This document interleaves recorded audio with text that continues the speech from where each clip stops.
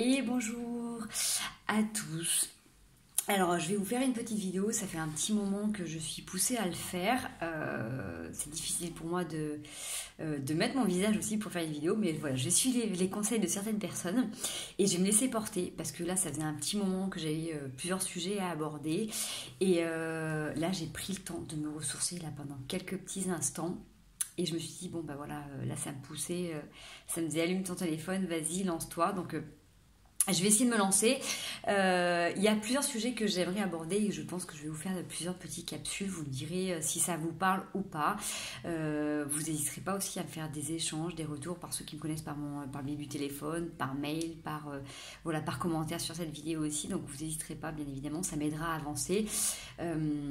J'ai envie d'aborder la notion d'hypersensibilité. Dans mon travail, dans les gens que j'accompagne, bien évidemment, il y a énormément d'hypersensibles qui se sont,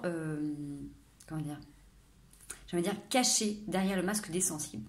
En fait, quand j'entends le sujet d'hypersensible, il y a plusieurs choses qui me dérangent un peu sur ce que je peux voir sur Internet. Donc on a tous une façon de voir les choses, de concevoir et d'avoir une réalité, une perception de notre vie, de ce genre de personnes aussi. Et pour moi, l'hypersensibilité, c'est vraiment des personnes qui sont interconnectées avec le monde qui les entoure. Donc les hypersensibles sont connectés à la nature, aux élémentaux, aux gens, aux lieux, à tout ce qui fait partie de notre vie, d'accord? Les sensibles sont des gens qui sont intégrés dans la matrice. Alors je vais essayer de développer parce que c'est pas simple et je vais essayer de trouver le bon mot. En tout cas, je vais me laisser complètement guider par rapport à ça. Et donc vous m'excusez si des fois j'ai du mal à m'exprimer. Je vais vraiment essayer de canaliser au mieux pour ressentir ça, puisque j'ai ma perception et puis je peux avoir aussi d'autres messages. Donc les hypersensibles se sont souvent perdus et se sont souvent cachés derrière des êtres justes, j'ai envie de dire juste sensibles, de par les croyances, les conditionnements de la famille, de la société, des gens qui les ont entourés, tout simplement, et aussi par protection de leurs blessures, puisque un hypersensible est capable de connecter, de ressentir les variations de température, les changements donc du coup de climat, les influences de la lune, les émotions des gens qui les entourent, les émotions qui les traversent également, les sensations de leur corps, les sensations du corps des autres personnes, des mouvements de la Terre, des zones telluriques et j'en passe. Donc forcément, un hypersensible est connecté à tout ce monde-là. Donc forcément, quand il grandit dans un monde avec des êtres sensibles qui ont l'habitude de sectoriser les éléments de leur vie, de mettre des étiquettes sur certaines situations ou de vivre de manière interdépendante avec l'univers qui les entoure, c'est-à-dire il fait beau ou il fait mauvais dehors, mais ça ne va pas m'impacter forcément dans mon corps. La personne en face de moi est triste ou joyeuse, ça ne m'impacte pas forcément. J'ai un univers familial compréhensif ou pas, ça ne m'impacte pas. Joyeux ou triste, ça ne m'impacte pas. Il y a un tremblement de terre à 10 km, ça n'impacte pas mon corps. Vous voyez, il y a une nouvelle lune, une pleine lune, je ne suis pas perturbée, je dors bien, j'ai les mêmes énergies. Vous voyez ce que je veux dire? Il y a des hypersensibles qui sont soumis, généralement les hypersensibles sont soumis à toutes ces variations. Et ce qui est très compliqué, c'est que comme dans les anciennes générations, maintenant c'est en train de changer un petit peu puisque les enfants sont complètement évolués, ils n'ont pas du tout les mêmes énergies et on n'a pas du tout aussi la même façon de les accompagner dans leur réveil et dans leur parcours.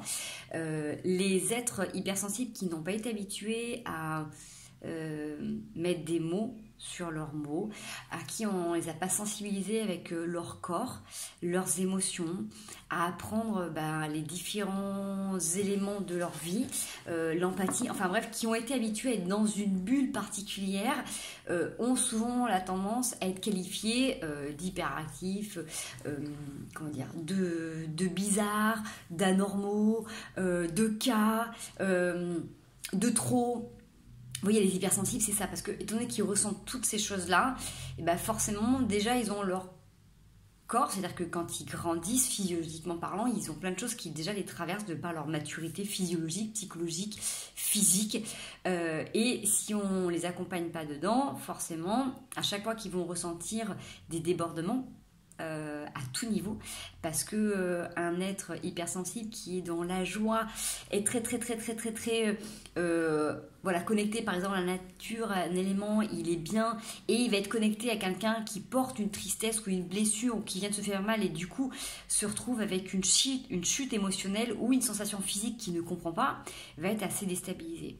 Donc le problème, c'est que ces êtres-là ont grandi en marge un petit peu de la société, de leur famille, ont essayé de se mouler dans ce rôle de sensible en essayant de te dire c'est dans sa tête, dans ton corps, ça ne t'appartient pas, essaye de te caler dans le moule, d'être un petit peu comme tout le monde, ont passé généralement une grande part de leur vie à être voilà, un petit peu en décalage.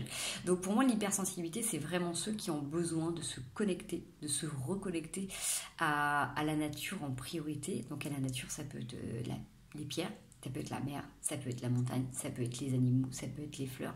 Si vous n'avez pas d'accès à l'extérieur, si vous n'avez pas de jardin, ça peut être tout simplement de planter des fruits, des légumes sur votre terrasse, sur votre balcon, avoir une plante d'intérieur, avoir un animal avec vous. Voilà, ça peut être tout un tas de petites choses, ça peut être aussi de dessiner. Enfin bref, c'est de se reconnecter aussi énormément à ce que je reviendrai plus tard, à la notion d'ancrage, à ressentir aussi le corps, les émotions qui nous traversent. Voilà, donc je ne sais pas si ça va vous parler, je fais juste cette petite capsule super courte, juste pour donner mon point de vue sur les êtres hypersensibles et les êtres sensibles. Donc voilà, c'est pour ça que les êtres hypersensibles ont un parcours très particulier par rapport aux êtres sensibles et que forcément là, avec cette évolution, ce changement de monde, c'est un petit peu déstabilisant aussi parce qu'ils ressentent, on ressent, parce que je fais partie des hypersensibles, donc je connais bien ce sujet particulièrement, et c'est aussi pour ça que j'étais à cœur d'accompagner les gens, les êtres qui se reconnaissent dans cette typologie. Et j'ai aussi à cœur de mettre des mots sur ce qui se passe et sur la différence qui peut animer certains êtres avec le reste de l'univers. Voilà, je vous fais des gros bisous et puis si jamais vous avez besoin de plus d'informations, j'étayerai ce sujet un peu plus longuement. À très bientôt.